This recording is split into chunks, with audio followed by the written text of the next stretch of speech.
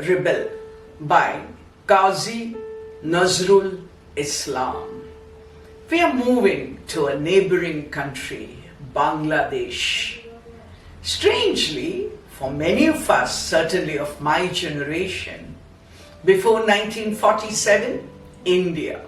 From 1947 to 1971, East Pakistan.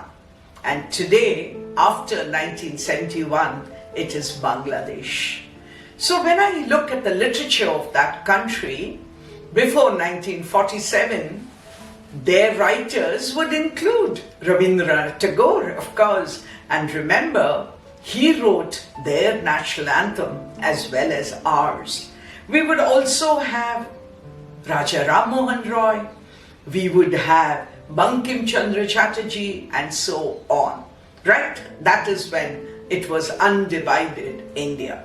But today, when I look at their literature, particularly at BEL or Bangladesh English Literature, I have to look at writers like Tamima Amin, Niyamat Imam, Monica Ali, Zia Haider, etc. They are all diasporic writers, that is, Bangladeshis who live outside their country. But when I move into Bangladesh, I've got writers like Fakhrul Alam, Syed Manzul Islam, Kaisar Hamidullah Hagar, Sabiha Haq, etc. These are writers who are writing in the English language, my dear friends. I don't want you to forget that the greater part of their literature, of course, is in Bengali even today. And the poem today is actually an English translation of the original Bengali poem, which was called Bidrohi.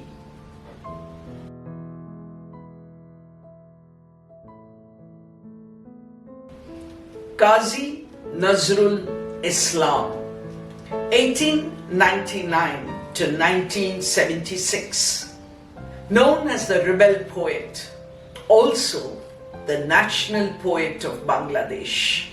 He was a poet, writer, lyricist, and his themes are equality, justice, anti-imperialism, humanity, religious devotion, rebellion against oppression, and so on and so forth.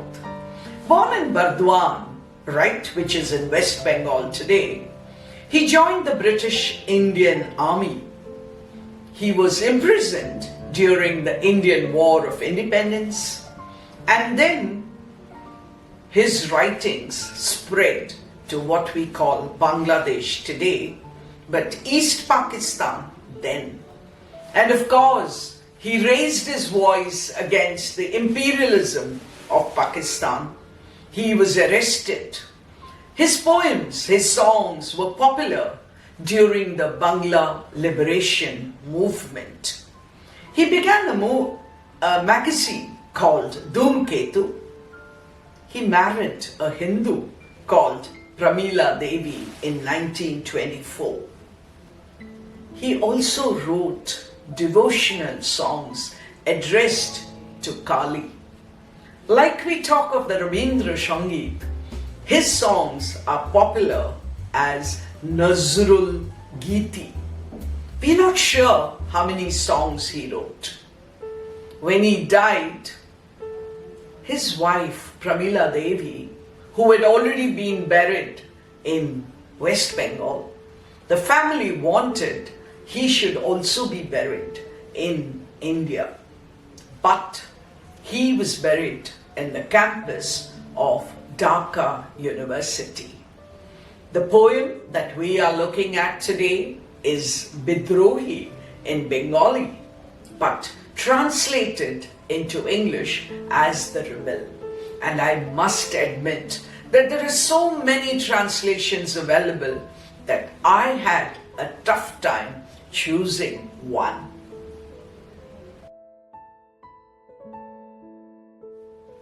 The Rebel, a poem of 139 lines, was written, imagine, in just one night when the poet was 22 years old.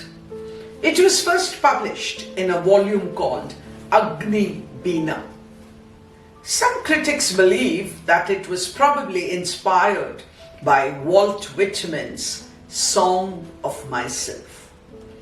The poem begins with his saying, "Looking at my head is cast down the great Himalayan peak.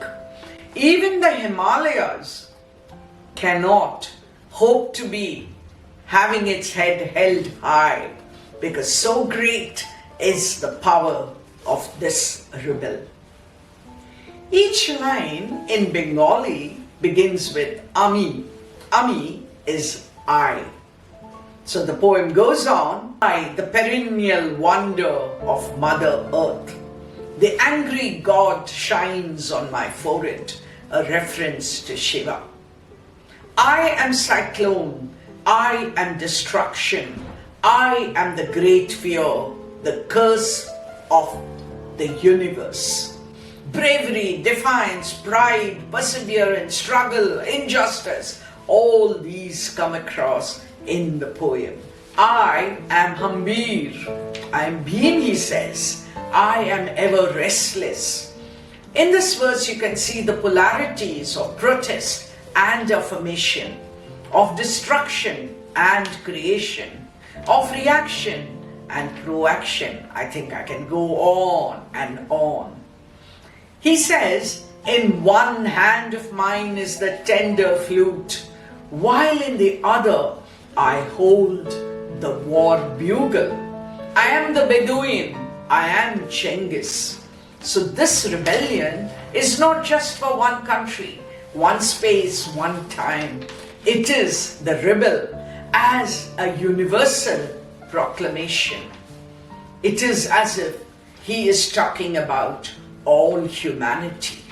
And then he says, I am the Chakra and the great Shankar, a reference of course to Shiva, the creator as well as the destroyer. No one can dominate him. He's so sure of that when he says, I crush under my feet the vain glory of the Almighty. In the poem, there is also a softness when he talks about the agony. I am the pining soul of the lovesick. I am the bitter tears of the widow's heart.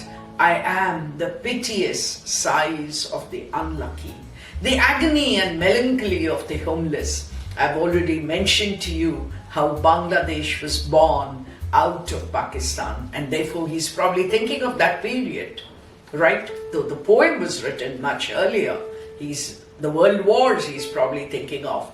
But as a writer, I can imagine the pain that he must have felt when he first had to leave India and move on to what was then East Pakistan. There is depression, there is talk of the subdued power. And then he says, I am the pensive gale of the East.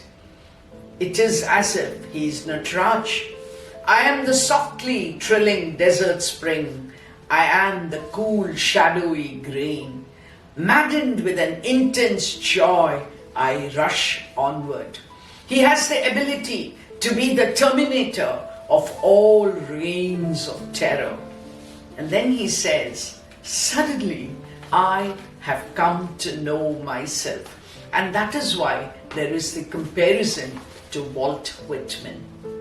And then is it almost a soft cry when he says, I am Orpheus's flute. Remember Orpheus and Eurydice, the great love story, and Orpheus playing on his flute and all the jungle animals coming to listen to him. He goes on and then he brings, I am Chandi the headless, I am ruinous warlord, I am the cruel axe of Parashurama, I shall kill warriors and bring peace and harmony in the universe. There is violence, there is power, there is the ability to spread terror. But what is he going to use all this to establish peace, to kill all the warlords? With so much of strength, with all his weapons, obviously he can do all that. And then what will happen? Weary of struggles, I, the great rebel, shall rest in quiet only when I find the sky and the air free of the piteous groans of the oppressed. I, the great rebel, I am the rebel eternal. But remember, all that he wants to rebel against is violence, and he hopes that all wars in the world will end because of such rebellion. What a wonderful thought.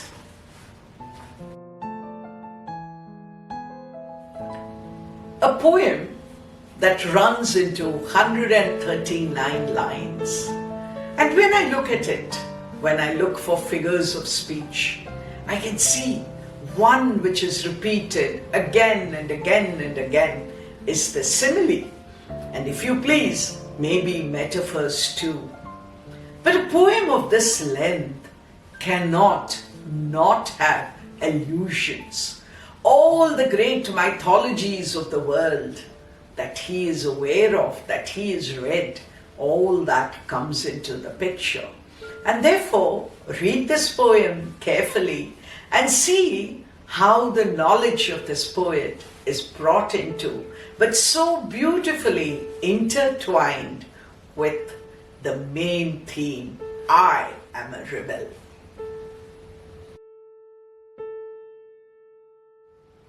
Being an Indian, I think, gives most of us, many of us, a great advantage. Not one of us can say, I know only one language. Bilingual, multilingual, call yourself what you will. So I enjoyed myself as I read this poem, first in English, because I was preparing for this lecture. But then I said, no, I have to go back to the Bengali version. And as I read the Bengali version, I did realize the meaning of the phrase lost in translation. So if possible, as I did, go back and read the Bengali version. Not just for this poem, but for all poems that we often tend to read in translation. Lovely to be able to read more than one language. The literatures of the world beckon you and me.